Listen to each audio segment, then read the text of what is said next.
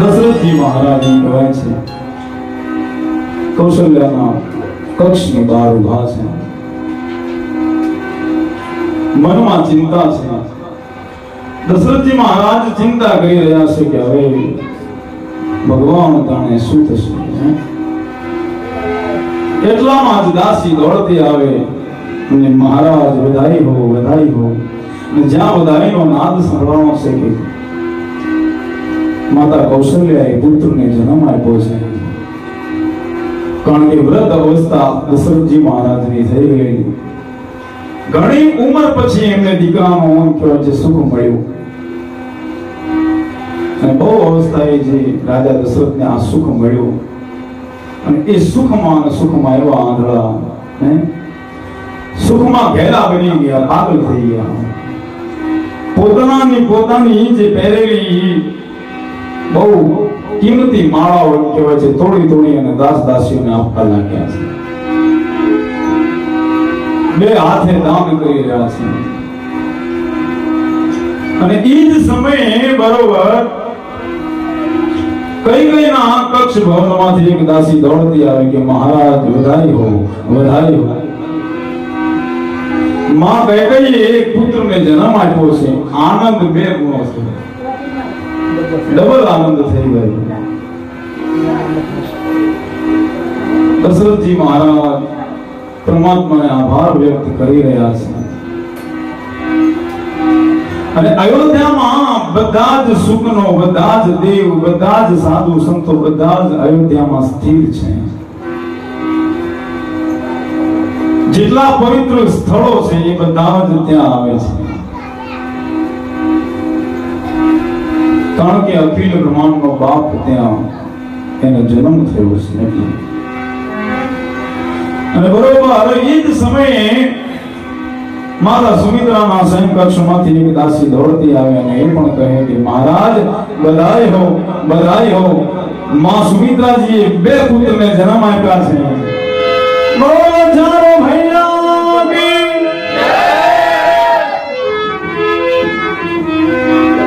અને દશરથજી મહારાજનો જે આનંદ એ ચાર ગુણા થયો એમ કહેવાય અને આનંદમાં એવા ડૂબી ગયા બાપ કે એમને કઈ સૂઝતું નથી દશરથજી મહારાજના મનમાં એમ થાય કે આજ શું કરું શું ના કરું પરમાત્માએ મને નિહાલ કરી દીધો કોઈ આવી અને મારું જો કદાચ રાજપાટ માંગી લે તોય આપવામાં હું હટું નહીં કોઈ આવી અને મારો આજે પ્રાણ માંગી લે તોય આ રઘુકુળનું જે આ રાજ્ય છે હું પાછો હટું નહીં આમ દશરથજી મહારાજને હૃદયમાં મોજ આવી ગઈ છે લહેર આવી ગઈ છે પણ અયોધ્યામાં કહેવાય છે અતિશય ભીડ વધી છે અને ભીડ વધવાનું મૂળ કારણ કે રાજા દશરથજી મહારાજ અયોધ્યાના રાજા ત્રણ રાણીઓ કૌશલ્યા કૈકેયી સુમિત્રા પણ કોઈ એ મહેલમાં નાનું બાળક ન હતું અને અચાનક ભગવાનની દયા દ્રષ્ટિથી અખિલ બ્રહ્માંડનો નાથ ત્યાં અવતર્યો એટલે ચાર પુત્રો ત્યાં કહેવાય છે કિલકારીઓ કરે છે મહેલમાં નાના બાળકોની એમ કહેવાય છે કિલકારીઓ ગૂંજી ઉઠી છે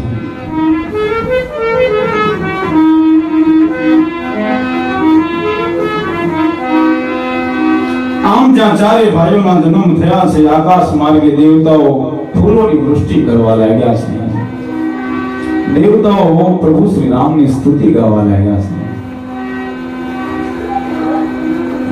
કારણ કે ભગવાન શ્રી રામચંદ્રનો જન્મ 9મી તિથિના દિવસે ચૈત્ર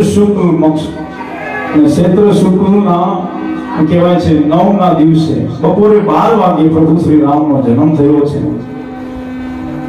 સૂર્યની સાક્ષી સૂર્યદેવ સ્થિર થઈ ગયા સૂર્યદેવ અસ્ત થતા નથી ચંદ્રદેવ મનમાં વિચાર કરે કે આ બધા જ દેવતાઓ એમ કહેવાય છે બધા દેવતાઓ જઈ અને અયોધ્યામાં બધાએ વધાઈ આપે છે બધાએ એ પ્રભુના દર્શન કરી રહ્યા છે પણ હજી સૂર્યદેવ કામ નથી આવ્યા એમ કહેવાય છે રામાયણમાં એવું લખેલું છે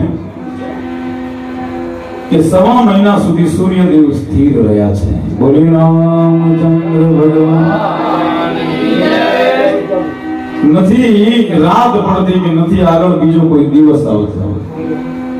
એક મત આનંદ જેને કહેવાય એવો એક મત આનંદ 1.5 મહિના સુધી એનો એ જ અવિરત ટાઈમ. અને અયોધ્યામાં બરોબર ભીડ જામી છે, બધા જ દર્શન કરે છે, બધા બધાઈઓ આપે છે. અને પછી 1.5 મહિનો થાય સૂર્યદેવ પ્રભુ શ્રી રામને વંદન કરી અને એ એમના સ્થળ ઉપર ગયા છે. અને ચંદ્રદેવ આવ્યો.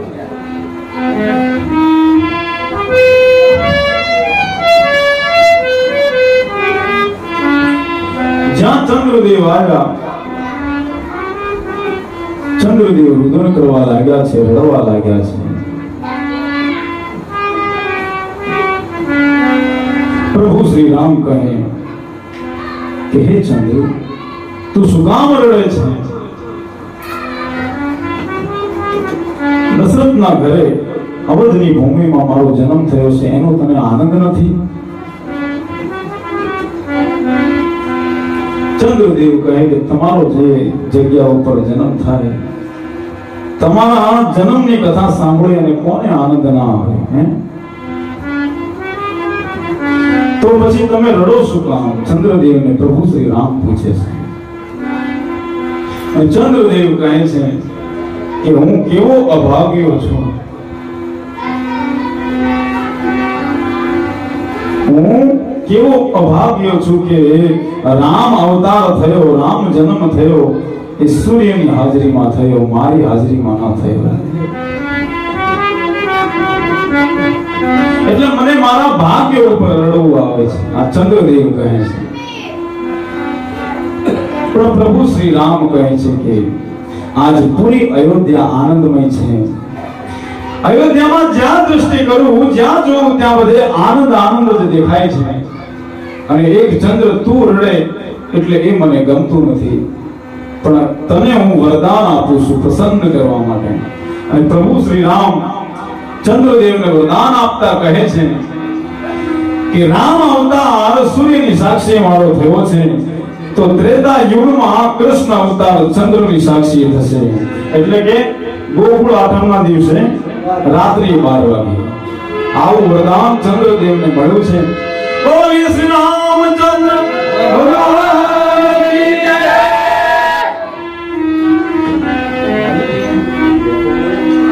આવું જે વરદાન મળ્યું કે રામ અવતાર મારો સૂર્યની સાક્ષીએ થયો છે, સૂર્યની હાજરીમાં બપોરે 12 વાગે મારો જન્મ થયો છે, તો એમ કહેવાય છે કે દ્રાપરમાં કૃષ્ણ અવતાર એ ચંદ્ર તારી સાક્ષીએ થશે. આવું સુંદર મજાનું વરદાન આપ્યું છે.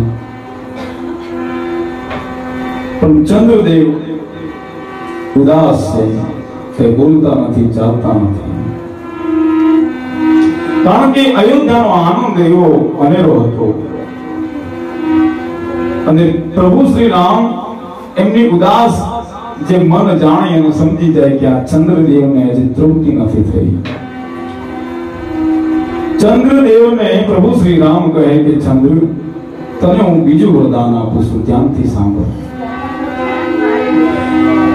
અને બીજું વરદાન આપતા પ્રભુ શ્રી રામ કહે કે આ જગતમાં, આ પૃથ્વીમાં જ્યારે જ્યારે મારું નામ આદર સાથે એ લોકો લેશે, ત્યારે પાછળ તારું પણ નામ લેવાશે. બોલીએ શ્રી રામચંદ્ર ભગવાનની જય. આ નામની ઉપમા ત્યાંથી લાવી.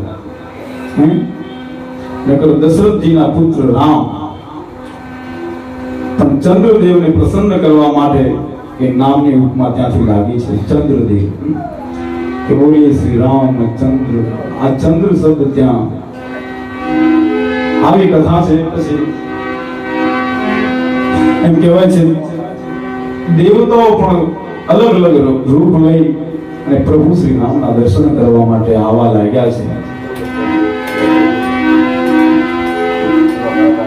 ઘણા તો અસુરો પણ આવ્યા. પણ અલગ રૂપ લઈને આવે. હવે આટલા બધા લોકો કહેવાય છે અયોધ્યામાં રોજ આવે છે જાય છે, કોઈ ઓળખાતું નથી સાહેબ. બધા જ આવી અને દશરથજીને વધાઈ આપે. 1.5 મહિનો થઈ ગયેલો છે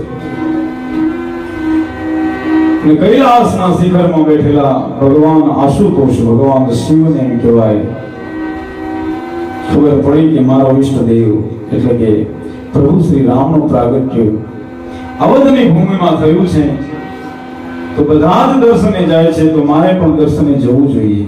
અને મહાદેવ કૈલાસના શિખર ઉપરથી પ્રભુ રામના દર્શન કરવા માટે એમ કહેવાય છે આવે છે.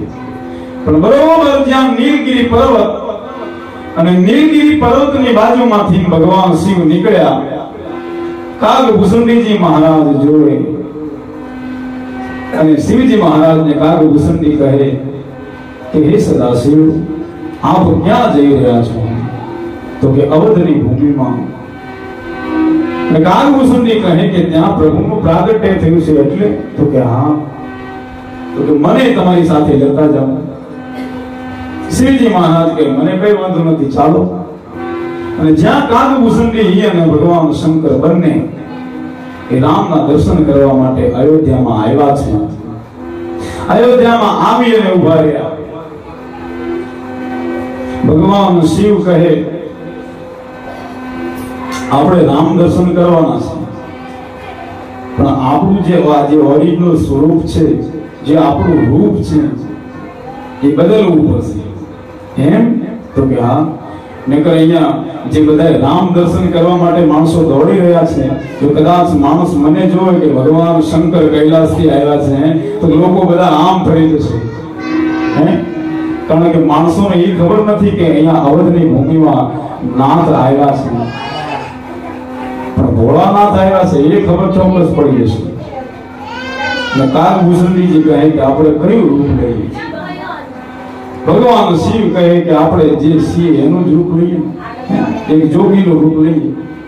અને જ્યાં જોગીનું રૂપ લીધું છે, કાગભૂષણજી અને ભગવાન શંકરે જોગીનું સ્વરૂપ લીધું, જોગીનું રૂપ લીધું એટલે બરોબર અયોધ્યાની શેરીમાંથી આમ ચાલતા જાય છે. અયોધ્યાની બજારમાં જે લોકો ઉભા છે વિચાર કરે કે આવા વિચિત્ર જોગી ક્યારે જોયા નથી. પણ કવિ લખે બાલા જોગી આયો, બાલા જોગી આયો, બાલા જોગી આયો, मैया तेरे द्वारे द्वारे बाला जोगी आयो, अंग विभूति गले रुंड माला, शेष नाग लिपटायो, बाला जोगी आयो. અને એવું જોગીનું સ્વરૂપ અને જ્યાં બરોબર દશરથજી મહારાજનો જે મહેલ અને મહેલની બરોબર સમક્ષ આવીને ઉભા રહ્યા. ભગવાન શિવ અને કાગભૂષણજીના મનમાં એમ કે હવે બરોબર એન્ટ્રી કરી. અને જ્યાં બરોબર એન્ટ્રી કરતા જ દ્વારપાળોએ રોક્યા છે કે ક્યાં જાવ છો મહાત્મા? તો કે અંદર. તો કે શું કામ? અમારે કૌશલ્યાના લાલાના દર્શન કરવા છે. એટલે કૌશલ્યાના લાલાના દર્શન કરવા છે એમ? તો કે હા. પહેલા તમે તમારા દર્શન કરો. હે, તમે કેવા દેખાવ છો? જોગી સ્વરૂપ, આવડી મોટી જટાયુ. તમે અંદર જાઓ અને કદાચ અમારા કૌશલ્યાજીના જે લાલ છે એ તમારું આવું વિચિત્ર સ્વરૂપ જોવે અને બીવી જાય તો પછી તો ઘણા કગર્યા. ભગવાન શંકર કાગભૂષણજી બંને કગરવા લાગ્યા કે નહીં નહીં બીવે, એમને કઈ નહીં થાય, હવે અમને એકવાર અંદર જવા તો દો. દ્વારપાળો કે એ ના બન્યો. આમ જ્યાં ધક્કા મારી પાછા બહાર કાઢ્યા, જ્યાં ધક્કા મારી અને બહાર કાઢ્યા, કાગભૂષણજી મનમાં વિચાર કરે કે આ ભગવાન ભોળાનાથ હારે હું આવ્યો હવે રામના દર્શન થશે કે નહીં? કાગભૂષણજી મનમાં કહે કે આ ભગવાન શિવને આ જોગીનું જ રૂપ મળ્યું, બીજું કોઈ રૂપ આમને મળ્યું નહીં. અને જ્યાં ભગવાન શિવ કાગભૂષણજી બંને સરયુ નદીના કિનારે આવીને બેઠા છે. ભગવાન શિવે ત્યાં ધૂણી લખાવી છે. ધૂણી રે લખાવી બેલી અમે તારા નામની, ધૂણી રે લખાવી બેલી અમે તારા નામની. અને જ્યાં ભગવાન શિવે ધૂણી લખાવી અને અંદર રામને ખબર પડી, કૌશલ્યાના જે ભુવનમાં સુતા છે પ્રભુ શ્રી રામ, એમને ખબર પડી કે કૈલાસના શિખરથી, નીલગિરીના શિખરથી કહેવાય છે ભગવાન ભોળાનાથ ને કાગભૂષણજી મારા દર્શન માટે આવ્યા છે, પણ દ્વારપાળો એમને રોકે છે, અંદર આવા દેતા નથી. શું કામ? કે એમનું એવું વિચિત્ર રૂપ છે એટલા માટે. એટલે રામના મનમાં થયું કે હવે મારે જ કંઈક કરવું પડશે, તેથી એમને અહીંયા અંદર એન્ટ્રી મળે. એટલે પ્રભુ શ્રી રામ એવી લીલા કરે છે, બાળ લીલા કરે છે અને જોર જોરથી રડવા લાગ્યા છે. કૌશલ્યાજી ખૂબ સાના રાખે પણ બંધ રહેતા નથી. દાસ દાસીઓ બધા ભેગા થયા કે આ લાલાને અચાનક શું થયું? અચાનક રડવા લાગ્યા, આ લાલાને થયું શું? કહેવાય છે દાસ દાસીઓ ભેગા થયા. દશરથજી મહારાજ પણ દોડતા આવે, કોઈનાથી લાલો ચૂપ રહેતો નથી. દશરથજી મહારાજ કહે કે મારા લાલાને કઈ થવું ના જોઈએ, જાઓ વેદને બોલાવી આવો. અને જ્યાં વેદને બોલાયા, વેદ કહે કે મારું હવે આમાં કઈ ન હાલે, હવે કોઈ બીજાને બોલાવો.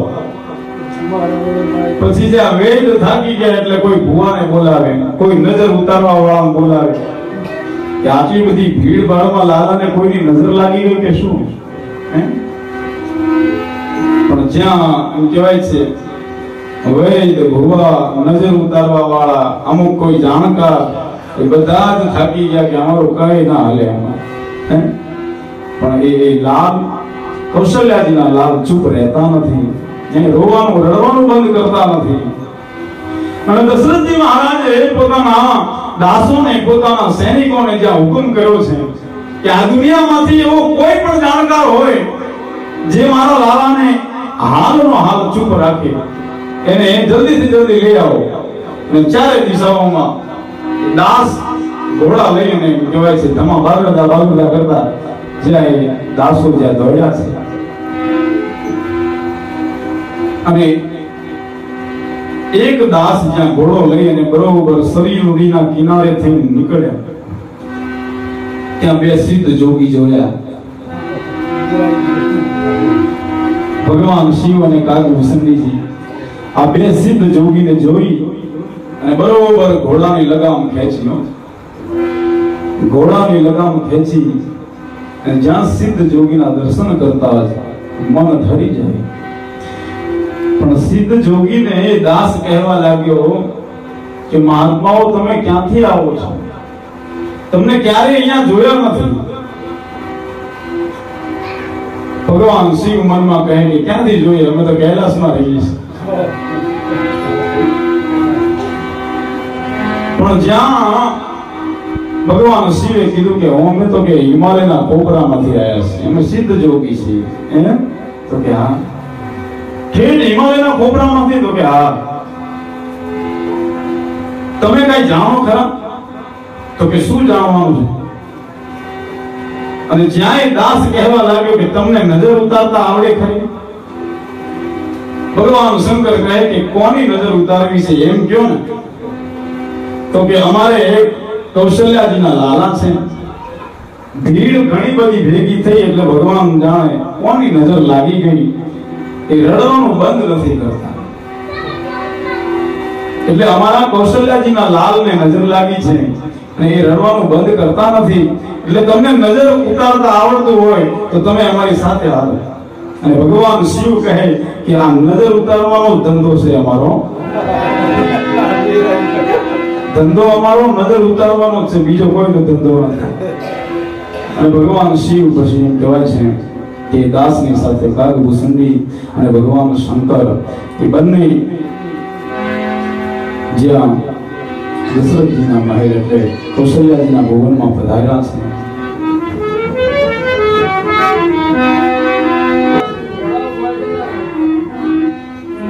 અને પ્રભુ શ્રી રામ કહેવાય છે જ્યાં ભગવાન શંકર એનું આગમન થતા હતા, જ્યાં નજરથી નજર મળી છે. ભગવાન શિવની નજર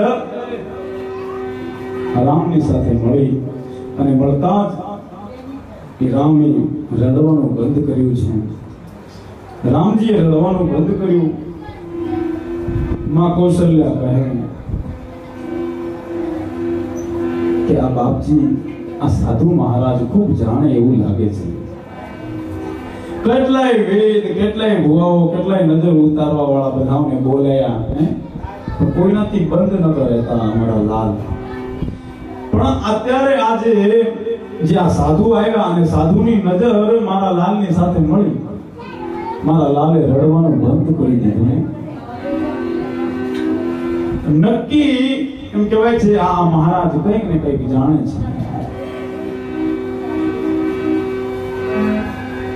અને ભગવાન શિવ સાધુના રૂપમાં એવું કહે કે મારી નજર તમારા લાલ સાથે મળી, મારી નજર તમારા દીકરાની સાથે મળી એટલે તમારા દીકરાએ રડવાનું બંધ કરી દીધું. પણ જો એકવાર તમારો દીકરો મને મારા હાથમાં આપો તો જીવનભર ના રડે એવું કરી દો સાહેબ. તમારો દીકરો મારા હાથમાં જો એકવાર આપો તો જીવનભર ના રડે એવું કરી દો. અને એવું ત્યાં સાંભળ્યું. અને માનો સ્વભાવ, કારણ કે માનો સ્વભાવ તો દીકરા પ્રત્યે કેવો હોય છે, તરત જ કે મારા દીકરાને કોઈની નજર તો હું જીવનભર રડે નહીં લ્યો આ મહાત્માજી. અને મહાત્માજી એટલે મહાદેવ, જ્યાં ભગવાન નાનકડા રામને લીધા છે હાથમાં. એ દ્રશ્ય અદ્ભુત હશે સાહેબ. કેવું દ્રશ્ય હશે! ભગવાન શિવે રામને હાથમાં લીધા છે. આપણે કલ્પના કરીએ ત્યારે એમાં આનંદ આવી જાય, હૃદયમાં પ્રફુલ્લિત થઈ જઈએ. અને એ દ્રશ્ય જેને જોયું હશે એને કેટલો બધો આનંદ આવ્યો હશે. પણ એમ કહેવાય છે કે બાલ અવસ્થા રામ અને મહાદેવ જોગી સ્વરૂપ બંને મનોમન વાત કરે છે.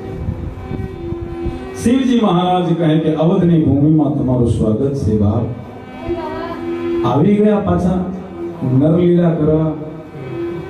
અને રામ કહે કે કેમ ના આવું?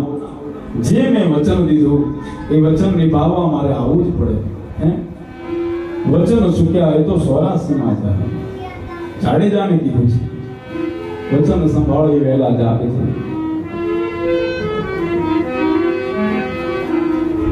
વચનની મર્યાદા છે.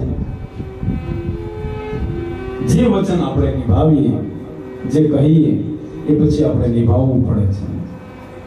આ પહેલાની એક મર્યાદા બતાવી છે.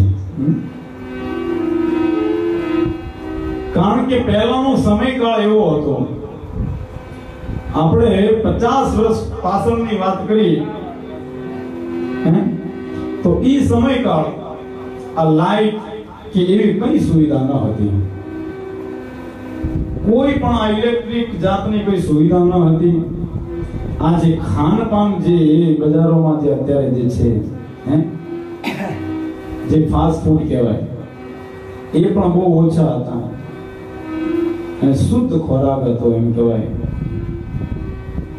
અને એ 50 વર્ષ પહેલાની વાત કે એ સમયમાં ગામડોમાં જે જોઈએ એ ગામડોમાં પ્રેમ ભાવ બહુ અદ્ભુત હતો સાહેબ. ભાઈઓનો પ્રેમ ભાવ પણ અદ્ભુત હતો. અને હવે અત્યારનો જે સમય છે, અત્યારે તો સગો ભાઈ પોતાના ભાઈ નથી બોલાવતો. તો એ ગામડાઓમાં તો સારું છે, પણ સિટીઓમાં જઈએ ને, સિટીમાં જઈએ એટલે પોતપોતાના ઘરે બધા બેઠા હોય. કોઈના ઘરે કોઈ જાય નહીં, હા, કઈ કામ પડે તો જાય તો એક વાત બરોબર છે, બાકી ના જાય. બાકી આપણા ગામડાઓમાં તો જે મજા છે બા, હે, રાતે જમી કરી અને એમ કહેવાય છે બુઝુર્ગ માણસો હોય તો એ ભેળા બેસે, યુવાન બેઠા હોય, પણ યુવાન બુઝુર્ગોની મર્યાદા રાખવી જરૂરી છે.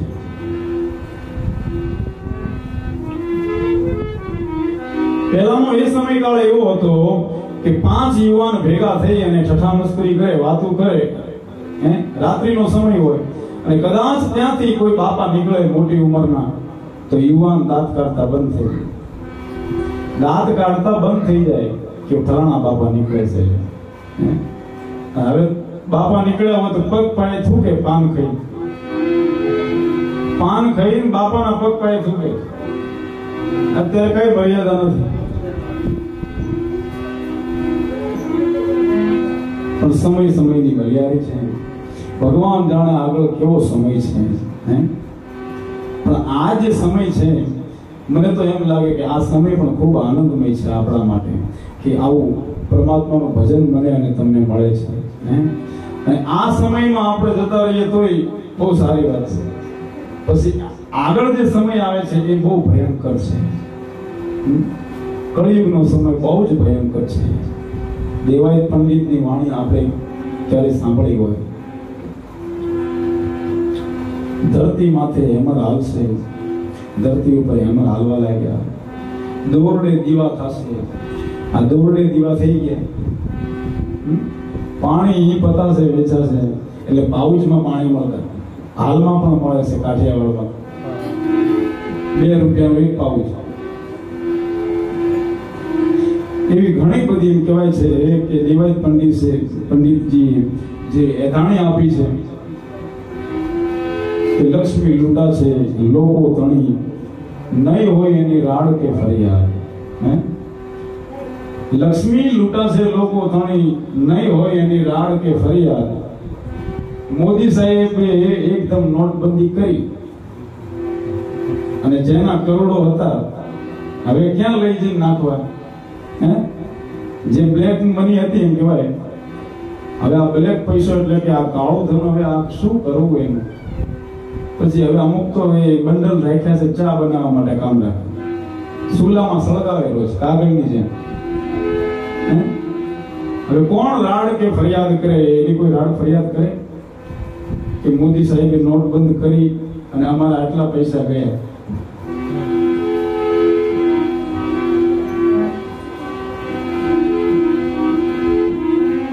પણ આ સમયકાળ જે છે પ્રભુના ભજનનો છે, યુવા અવસ્થા, બાળ અવસ્થા, પછી વૃદ્ધપણું, એક સતારસાનું ભજન છે. સતારસા મુસલમાન જાતમાં થયેલા છે. રાજપીપળા એમનું ગામ. કૃષ્ણ ભગવાનના ભજનો એમને બહુ ગાયા, બહુ લખ્યા. ત્યારે એમની સમાજવાળા, એમની જાતના મુસલમાનો ભેગા થઈ અને પૂછે કે સતારસા, તમે તો મુસલમાન છો, આપણો ધર્મ અલગ છે, તમે હિન્દુ ભજન ગાઓ છો, હિન્દુના ધર્મમાં જાઓ છો, હિન્દુના ભજનો લખો છો, કૃષ્ણ ભજનો લખો છો.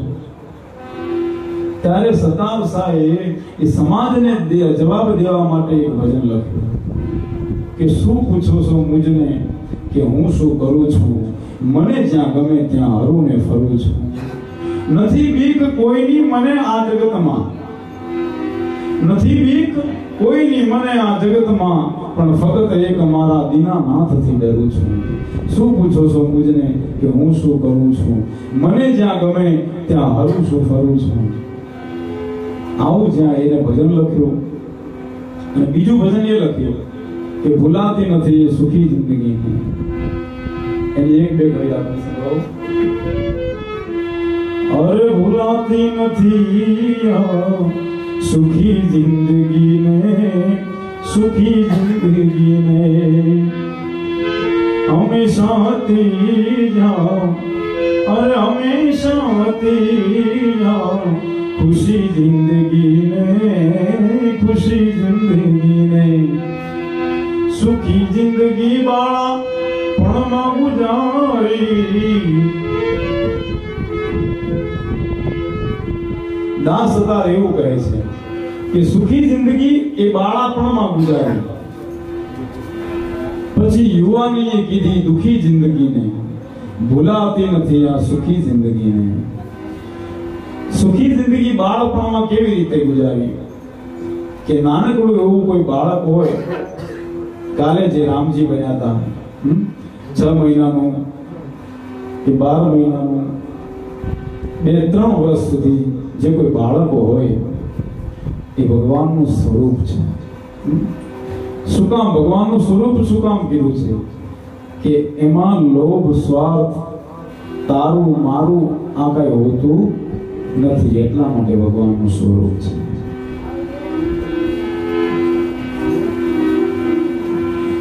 એમ કહેવાય છે કે સુખી જિંદગી બાળપણમાં ગુજારી યુવાનીએ કીધી પછી દુખી જિંદગીને યુવાન થઈ જાય અને યુવાની એ તો આંધળે હોય છે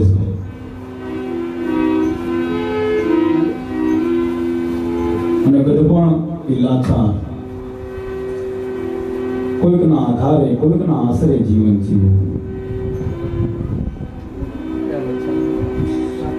એટલે ગડપણ આવે ગડપણમાં વજન થાય તો બહુ સારી વાત છે તો પ્રથમ ભક્તિ પહેલા દે જાણી ભક્તિનું પ્રથમ જે ભક્તમ કહેવાય છે પ્રથમ ભક્તિ જે કોઈ કરી હોય તો પહેલા જે બાળ ભક્તિ ભક્તિનો પંથ ત્યાંથી ચાલ્યો છે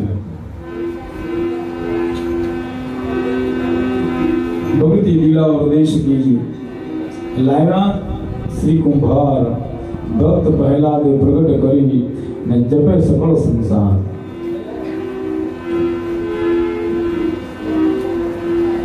બાળપણમાં થાય તો સારી વાત પછી યુવાનીમાં થઈ જાય તો સારી વાત પછી યુવાનીમાં ન થાય તો ગડપણમાં લગભગ જ થાય કારણ કે પછી શક્તિ નથી રહેતી શરીરમાં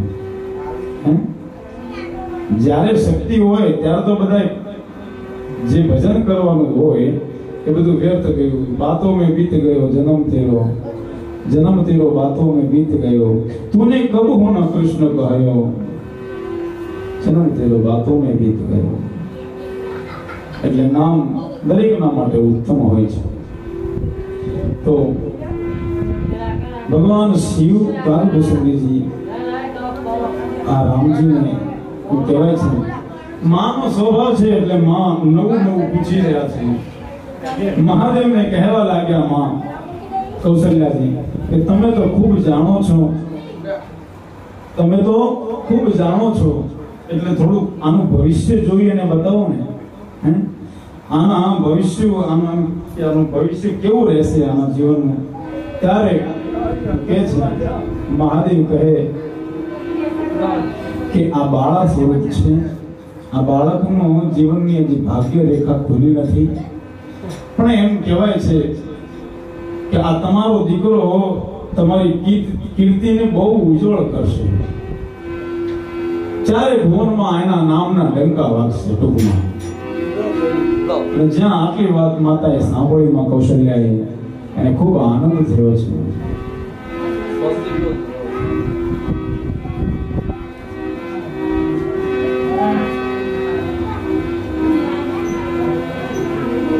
એક અજ્ઞાની માણસ બરોબર મંદિરની બાજુમાંથી ગુજર્યો મંદિરની બાજુમાંથી જ્યાં નીકળ્યો પણ કોઈ દી મંદિરે ગયેલો નહીં ભગવાન કોણ છે એને ખબર નહીં પૂજા શું હોય એ ખ્યાલ નહીં ભગવાનની મૂર્તિ શું કઈ કહેતા કઈ ખ્યાલ નહીં હાવ અજાણો એ એટલા વર્ષ ભગવાન જાણે ક્યાં રહ્યો હતો પણ જ્યાં મંદિરની બાજુમાંથી નીકળ્યો ઘણા માણસોનું ટોળું હતું બધા ઉભા રહી અને ભગવાનની આરતી ઉતારતા હતા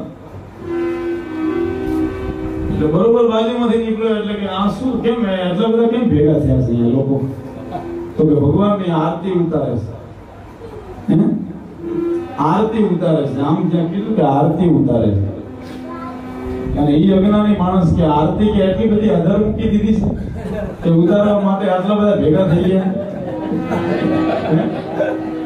પણ કોઈ દી આરતીની ભજનની કોઈ ખબર નહીં, એના મનમાં કઈક આરતી જેવી કઈક વસ્તુ આવતી હશે, કઈક ઉપર મૂકી હશે અને કે આટલા બધા ભેગા થઈ ગયા. પણ ભજન કરવા માટે તો જાગતી આંખ જોઈએ છે, એનું ધ્યાન જોઈએ, ત્યારે ભજન થઈ શકે. ભજન એનું એમ થતું નથી. સાધુ સંતોએ બહુ ત્યાગ આપ્યો છે, ત્યારે આ ભજનની પરાકાષ્ઠા ઉપર પહોંચ્યા છે. મારાથી તમારાથી થોડું ઘણું સમરણ થાય ને એ બહુ છે. હું તમને અહીંયા કઈ બોધ દેવા નથી આવ્યો, કે તમને કઈ બોધ દેતો નથી કે તમે 24 કલાક રાધે રાધે રાધે નારાયણ નારાયણ નારાયણ. એ તમારી ઈચ્છાની વાત છે, તમારું કલ્યાણ, દરેકનું કલ્યાણ, પણ કલ્યાણ એનાથી જ થાય એટલું શોખ જ છે.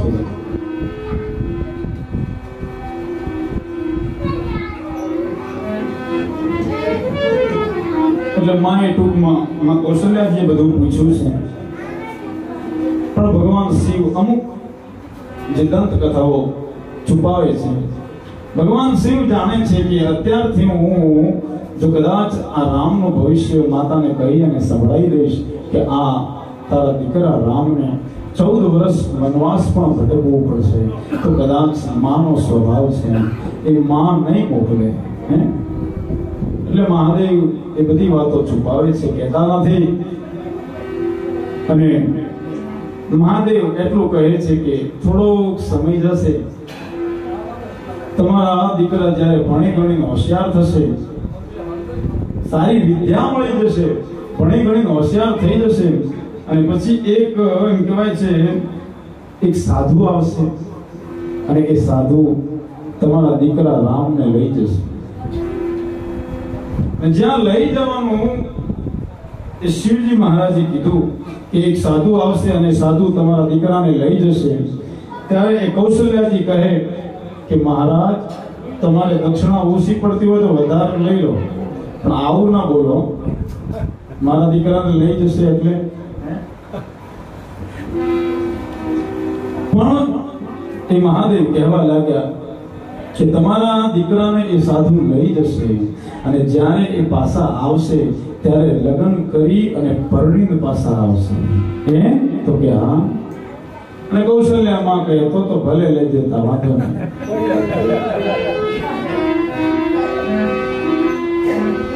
આવું એમ કહેવાય છે કે જે ભગવાન શિવે પછી વિદાય માંગી છે અને ભગવાન શંકર પોતાના કૈલાસ તરફ ગયા છે. કાલભૂષણજી એ પણ નીલગિરી ઉપર ગયા છે, કારણ કે વચનની મર્યાદા છે. એક નાનકડું એવું ગામડું ગામ, અને એ ગામમાં જીવા કાકા રહે. હવે કોઈનું નામ હોય તો માફ કરજો, બરોબર? કારણ કે આમાં તો કયા ટાઈમે કયું નામ આવી જાય મારો ભગવાન જાણે. આ તો બધું દાદો હનુમાનજી મને સુજાડે એ બોલું છું. નાનકડું એવું ગામડું ગામ, અને ગામડામાં જીવા કાકા નામના એક કાકા રહે. પણ જીવા કાકા એટલે લોભનું ઝાડ, એવા લોભિયા કે જીવનમાં એમના હાથથી કોઈ દી દાન કર્યું નહીં, કોઈ દી દાન કરે નહીં. ગામમાં માંગવા વાળા જેટલા આવે, કોઈ ફરતા ફરતા, કોઈ સાધુ બ્રાહ્મણ, કોઈ ભિખારી, કોઈ અતિથિ, કોઈ આવીને ઉભા રહે, અને જ્યાં જીવા કાકાના ઘરે જાય ત્યાં જીવા કાકા આગળ બેઠા જ હોય, આમ આમ કરો આગળ. અને જે માંગવા વાળા વર્ષો વર્ષ પાછા એ ગામમાં આવે, બીજી વાર બધે ફરે, પણ જ્યાં જીવા કાકાનું ઘર આવે તો જાય જ નહીં, એમ બહાર ડાયરેક્ટ બારોબાર નીકળી જાય. એમને ખબર છે કે જીવા કાકાના ઘરે કઈ નહીં મળે. અને એવા વિચિત્ર પ્રકારના એ જીવા કાકા કે જેને જીવનમાં દાન કર્યું નહીં, પૂર્ણ કર્યું નહીં, સત્કામ કદી કર્યું નહીં, પણ એક વાર સંગ જાય કે છે હરિદ્વાર, ને બધા જ ભેગા થયા કે આપણે બધાને જાત્રામાં જવાનું છે. ગામના લોકોએ મીટિંગ કરી અને કહ્યું કે બધા જ હરિદ્વાર જઈએ. માં ગંગામાં ડૂબકી લગાવવા માટે બધા જ ને ભેગા કરી અને કીધું કે બધાનું 200 રૂપિયા ભાડું થશે, તૈયાર થઈ જશે. બધાએ કે કોઈ વાંધો નહીં, 200 રૂપિયા કઈ ઘણો ન કહેવાય. બધા જ તૈયાર થયા, પણ જીવા કાકા છેલ્લે ઊભા. અને છેલ્લે ઊભા, જ્યાં 200 નું સાંભળ્યું ત્યાં છેલ્લેથી જતા રહ્યા ઘરે, કઈ બોલ્યા નહીં. બધાએ વિચાર કરી કે જીવા કાકા ક્યાં ગયા? કોઈ કહે કે જીવા કાકા તો ભાગી ગયા ઘરે. 2-4 જણા કહે કે આપણે બધા ગામના યુવાન પુરુષ બધા જ જવાના છીએ હરિદ્વાર, અને એક આ જીવા કાકા રહી જાય હે. અને 2 કોઈ સમજદાર વ્યક્તિ જઈ જીવા કાકાના ઘરે અને જીવા કાકા કે જીવા કાકા તમારે નથી આવવાનું હરિદ્વાર? માથે ગોદડું ઓળીને હુઈ ગયા. 200 નું સાંભળ્યું એટલે જ્યાં 200 નું સાંભળ્યું ગોદડું ઓળીને હુઈ ગયા. એવો લોભનું ઝાડ. અને જીવા કાકા કહે કે મને તો બહુ તેજ બુખાર છે, મને તો તાવ આવી ગયો છે, મારાથી હરિદ્વાર હું નહીં આવી શકું. જ્યાં ગામના લોકો ગોદડું ઓછું કરી અને જ્યાં હાથ જોવે કે કઈ તાવ નથી આવ્યો, તો કે આ તો ટાઢો તાવ છે. પણ જીવા કાકા એ જીતે દેવાય એવું નથી. પણ ગામના લોકો કહે કે જીવા કાકા તમારે 1 રૂપિયો નહીં, તો કહેવાય છે કઈ આપવાનું નથી, તમે જાત્રાએ ચાલો, બસ તમે ફ્રી. અને જ્યાં ફ્રી ની વાત કરી જીવા કાકાએ જપ લઈને ગોદડું આગળ મૂકી દીધું. ફ્રીમાં હોય તો હું તૈયાર છું.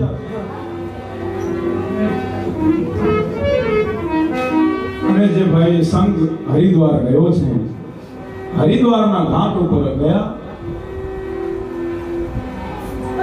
બધા જ વિચાર કરે કે આ હરિદ્વારનો ઘાટ એટલે પંડાઓનો ઘાટ. અહીંયા મોટા મોટા વિદ્વાન પંડાઓ છે, પંડિતો, અને એ આપણે સ્નાન કરીને નીકળ્યા પછી દાન માંગશે.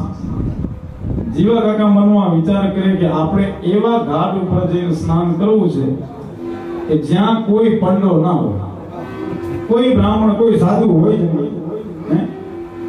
અને જીવા કાકા ભાઈ હરિદ્વારનો ઘાટ છોડી અને મુર્દા ઘાટ ઉપર ગયા કે આપણે બસ ત્યાં જ સ્નાન કરવું છે. જીવા કાકાના મનમાં એમ કે હરિદ્વારના ઘાટ ઉપર જ બધા બ્રાહ્મણો, પંડિતો બધા ત્યાં હોય, અહીંયા તો કોણ આવે મુર્દા ઘાટમાં? પણ જ્યાં જીવા કાકાએ જ્યાં ડૂબકી એમ કહેવાય છે મારવાની તૈયારી કરી, ડૂબકી મારવાની તૈયારી બરોબર કરી અને જ્યાં ડૂબકી લગાવી અને બહાર જ્યાં આવે ત્યાં અખિલ બ્રહ્માંડનો નાથ એ પંડિતનું સ્વરૂપ લઈ અને આવ્યા છે. યજમાનની જય હો. જીવા કાકા કે તમે અહીંયા આવી ગયા? તો કે અમે અમારા જેવા, અમે સંતોષી બ્રાહ્મણી છે, અમે હરિદ્વારના ઘાટ ઉપર નથી રહેતા. અમારા જેવો કોઈ એકાદો આવા મોટા ઘાટોમાં પડ્યો હોય, કોઈ એવો યજમાન અમને મળી જાય કે આખા વર્ષનું સીધું આપી દે, એવો એકાદો યજમાન મળી જાય ને તો અમે સંતોષી બ્રાહ્મણ છીએ, એવું જ્યાં કીધું. જીવો કાકો કે થોડું ઓછું કરો, તો કે 6 મહિના, તો કે એ બહુ વધારે છે. તો કે 4 મહિનાનું, તો કે હજી ચાલો કે 2 મહિનાનું આપી દો. પણ જ્યાં જીવો કાકો માનતો નથી, અને એ પંડિત એમ કહેવાય છે છેલ્લે 1 દિવસનું સીધું કહે છે કે 1 દિવસનું તો આપી દે, તો કે એ નહીં બને, એ નહીં બને. આમ જ્યાં કીધું છે જીવા કાકાએ, કારણ કે ચમડી જાય પણ દમડી ના જાય એવો જીવો કાકો લોભ્યો.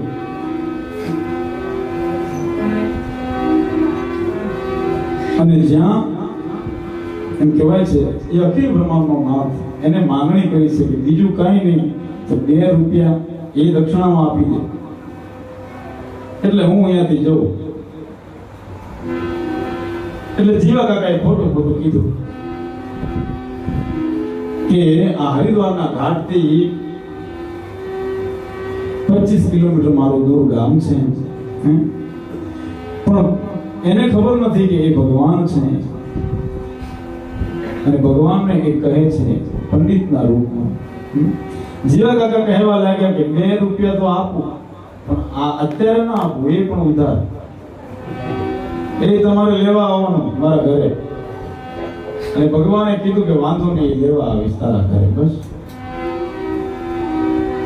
અને પછી આમ કહેવાય છે જીવા કાકા ઘરે આવી ગયા, સંઘ પૂરો ઘરે આવ્યો અને જ્યાં બધાની યાત્રા સફળ આમ કહેવાય છે થઈ છે.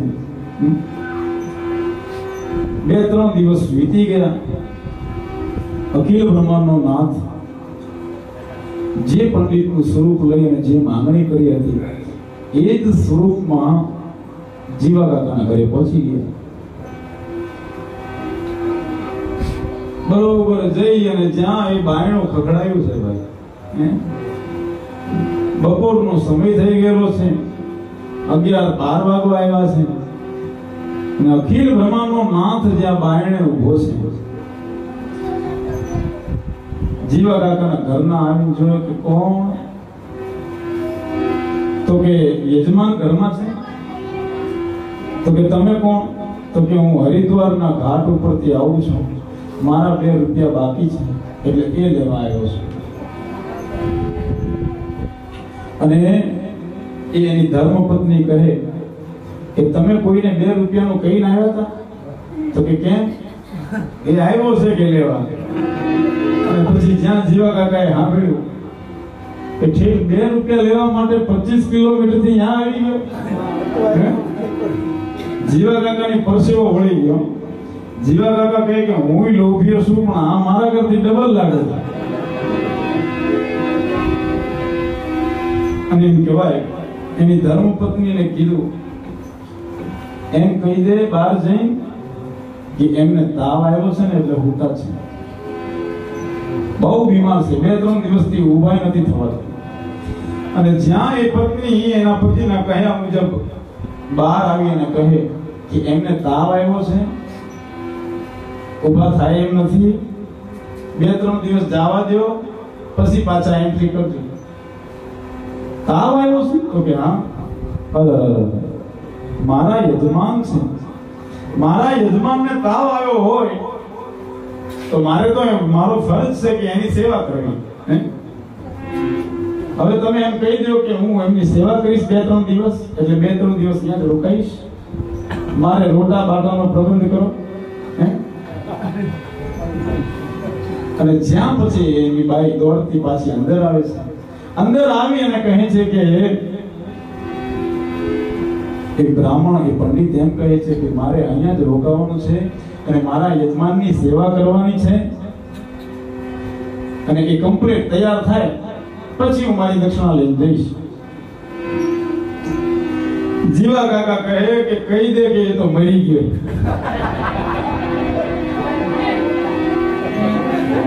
જઈને કહી દે કે મરી ગયો. ખોટું? તો કે હા ખોટું. અને પછી પાછી દોડતી બહાર આવી. બિચારી આ દોડવામાં ઓલી થાકી ગયો, ઘડીક બહાર આવે, ઘડીક પાછી અંદર જાય. અને જ્યાં બહાર આવી અને કીધું છે મહાત્માને કે તો એમનું સિગ્નલ ઓફ. શું વાત કરું કે એમનો અવસાન થઈ ગયું? તો કે હા મારા યજમાન છે, એને અગ્નિ દાહ દીધા વગર હું ત્યાંથી કેવી રીતે જાઉં?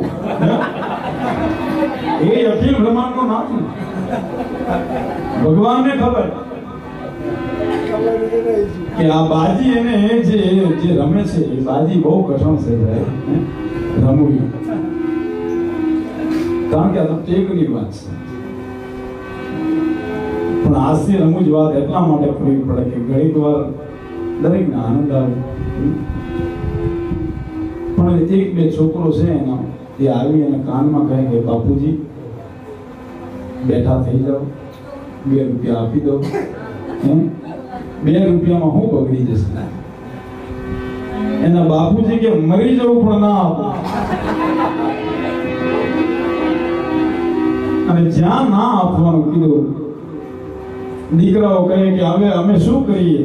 કઈ કરવાનું નથી કે રડવાનું ચાલુ કરો. અને જ્યાં ભાઈ દીકરાઓએ ખોટું ખોટું રડવાનું ચાલુ કર્યું છે, ગામમાં વાત થઈ કે જીવા કાકા તો હું ગયા. ગામના બધા ભેગા થયા.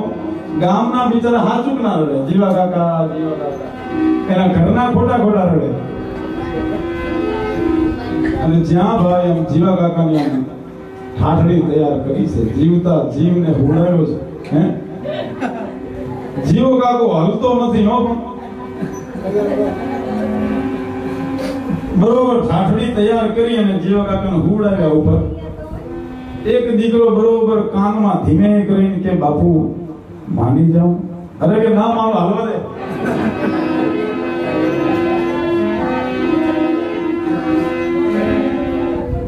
આમ જ્યાં ના માનો હાલવા દે આમ કીધું એટલે દીકરો કઈ કે થોડીક આગળ લઈ જઈએ પછી હવે બાપુજી સમજાઈ દો. એમ કહેવાય કે ગામનો બરોબર એમ ગામ બહાર ગયા ઠાઠડી લઈ અને જ્યાં વિસામો આવ્યો, બાપુજી વિસામો આવ્યો, માની જાઓ, વાજતે ગાજતે પાછા અહીંયાથી ઘરે વળી જાઓ. હે અને 2 રૂપિયા હું આપી દઉં, હું બગડી જાય 2 રૂપિયા. અરે મારો જીવ જતો રહે તોય વાંધો નથી, પણ 2 તો નથી જ આવે એવો જીવો કાકો મારો. અને જ્યાં કહેવાય છે વાતને ટૂંકમાં વળાક આપું કે અંતે ચિતા ખડકાણી છે, ચિતા ઉપર બરોબર જીવા કાકાની લાશ તો ના કહી શકાય કારણ કે જીવે છે, પણ જ્યાં જીવા કાકાને એમ કહેવાય લાકડા ઉપર સુવાડ્યા છે. જીવા કાકાએ એક્ટિંગ બરોબર મરવાની કરી છે, હલતા જ નથી. દીકરાઓ હવે વિચાર કરી અને એકવાર જ્યાં છેલ્લી વાર કહે કે બાપુ दया धर्म का मूल है, पाप मूल अभिमान, तुलसी दया ना छाड़ी, जब लग घट में प्राण. आम ज्યાં વાત કીધી કે દયા એ ધર્મનો મૂળ છે. માણસ જ્યાં સુધી જીવે ત્યાં સુધી દયા એને છોડવી ના જોઈએ. આમ જ્યાં કહે છે ત્યાં એ જીવા કાકા કહે કે હવે આ જ્ઞાનની વાત બંધ રાખ.